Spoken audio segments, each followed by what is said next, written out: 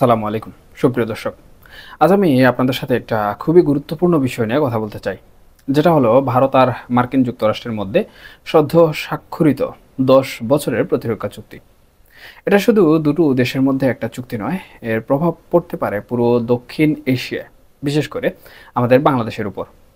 গত শুক্রবার এই চুক্তি স্বাক্ষর হয়েছে, আর আমি ভাবছি এটা কিভাবে আমাদের জীবনকে প্রভাবিত করতে পারে।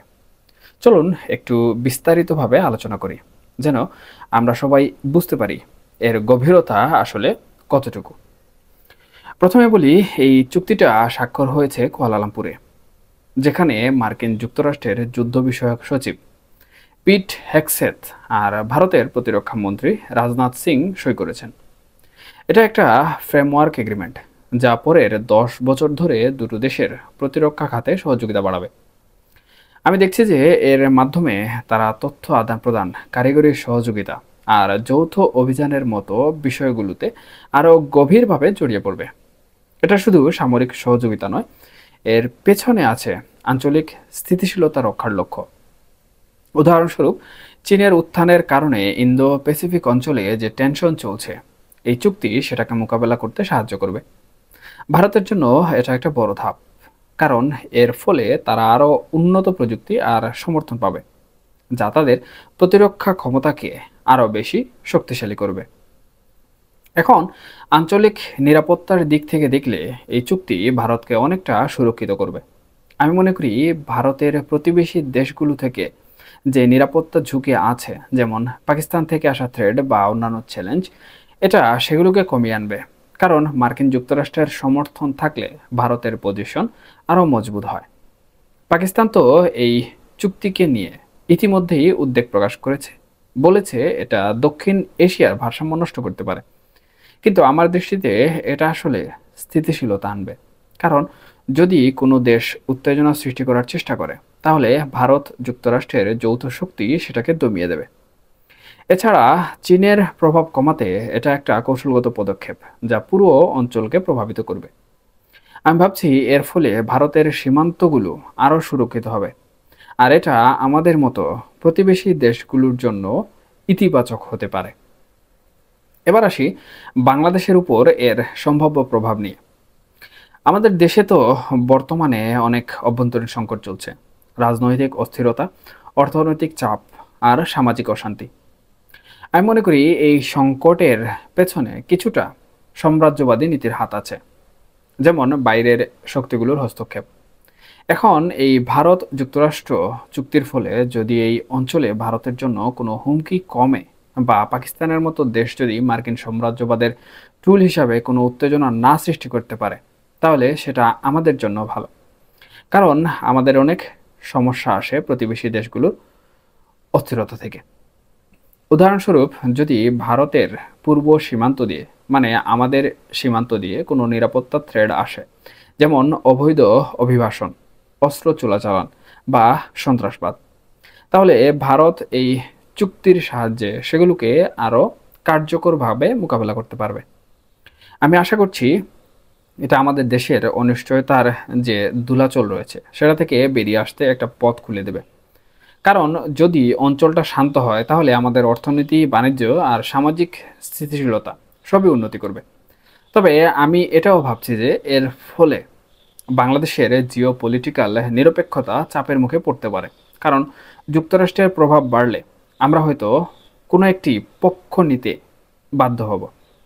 কিন্তু সামগ্রিকভাবে এটা আমাদের জন্য একটা ইতিবাচক উইন্ডো খুলে দিতে পারে, যেখানে আমরা নতুন সহযোগিতার সুযোগ পাব। এছাড়া আমি আশা করছি যে এই প্রতিরক্ষা চুক্তির পরে ভারত আর যুক্তরাষ্ট্রের মধ্যে একটা বাণিজ্য চুক্তিও খুব শীঘ্রই হবে।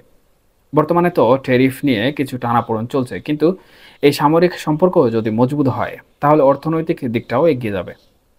আমাদের বাংলাদেশের জন্য এটা গুরুত্বপূর্ণ, কারণ আমাদের অর্থনীতি অনেকটা ভারতের সাথে যুক্ত। বাণিজ্য, রপ্তানি আর বিনিয়োগ, যদি ভারতের অর্থনীতি আরও বুস্ট পায় যুক্তরাষ্ট্রের সাথে চুক্তির ফলে, তাহলে সেটা আমাদেরকেও সাহায্য করবে।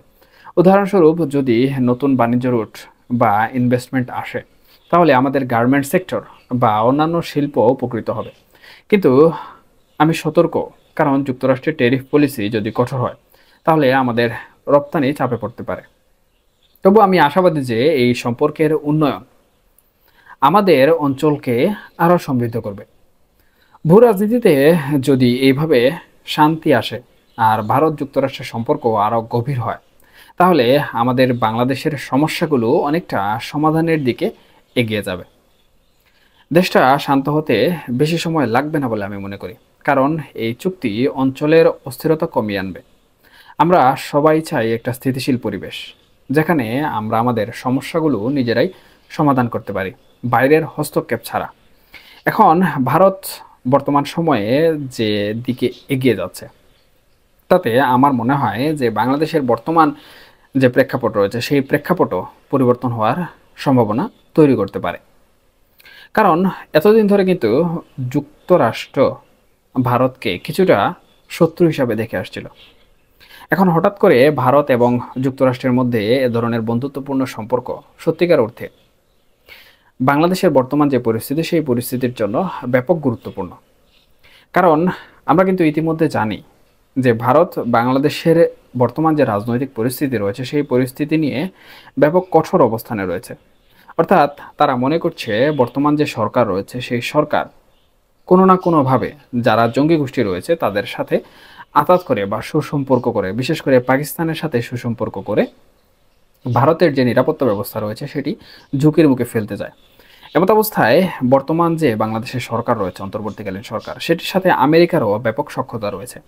এবং লুকে লুকে বা মুখে মুখে যে কথাগুলো আমরা শুনতে পাই সেটি হচ্ছে আমেরিকার মদদেই, অর্থাৎ আমেরিকা বর্তমান সময়ে অন্তর্বর্তীকালীন সরকারকে সাহায্য করছে তাদের কিছু বেনিফিটের জন্য। কিন্তু যখন তারা দেখছে যে আমেরিকা যে সকল বেনিফিট সমূহ চেয়েছিল সেগুলো পাচ্ছে না, তখন থেকেই কিন্তু তারা অন্তর্বর্তীকালীন সরকারের যারা রয়েছেন তাদের পিছন থেকে হটে যাওয়া শুরু করলো।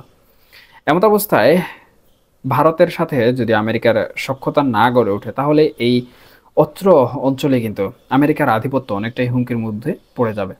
সেই হিসাবে আমেরিকাও বর্তমান সময় চাচ্ছে এই অঞ্চলে তাদের যে আধিপত্য রয়েছে কিংবা তাদের যে একটি বল রয়েছে সেই বলকে পুনরুদ্ধার করতে। এবং এই বলকে উদ্ধার করার জন্যই কিন্তু তারা বর্তমান সময়ে ভারতের সাথে পুনরায় তাদের যে সুসম্পর্ক রয়েছে সেটি স্থাপন করার চেষ্টা করছে। এবং এই যে চুক্তিগুলো, এই চুক্তিগুলো কিন্তু এর মধ্যে প্রথম এবং অন্যতম। সুতরাং এই সম্পর্ক যদি দ্রুত বাস্তবায়িত হয়, তাহলে বাংলাদেশের বিষয়ে কিন্তু ভারত সরাসরি নাক গলাতে সক্ষম হয়ে যাবে। কারণ আমেরিকা তখন কিন্তু কোনোভাবেই ভারতকে টপকে গিয়ে বাংলাদেশের বিষয়ে সিদ্ধান্ত নিতে পারবে না। এবং তখনই কিন্তু বাংলাদেশের জন্য বা বাংলাদেশের বর্তমান যে রাজনৈতিক পরিস্থিতি রয়েছে সেই রাজনৈতিক পরিস্থিতির জন্য একটি টার্নিং পয়েন্ট হয়ে দাঁড়াবে। এবং সেই টার্নিং পয়েন্টের মাধ্যমে কিন্তু ভারত অন্তর্বর্তীকালীন সরকারের যে প্রেক্ষাপট রয়েছে সেই প্রেক্ষাপটটি পরিবর্তন করতেও কিন্তু অনেকাংশে সক্ষম হয়ে যাবে, যদি তারা চেষ্টা করে।